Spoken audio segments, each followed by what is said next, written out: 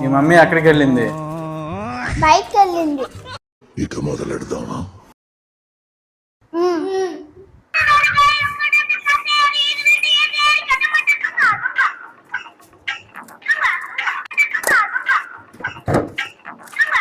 నీకు నాకు మరి నాకు నీకు నీకు నాకు మరి నాకు నీకు అవును, మనము ముగ్గురమే కదా ఉండేది, నాలుగోది ఎట్ట వచ్చింది?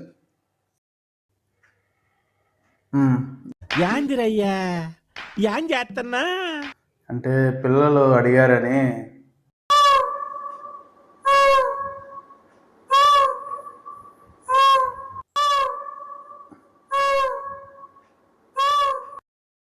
కథ క్లైమాక్స్ వచ్చేసేది.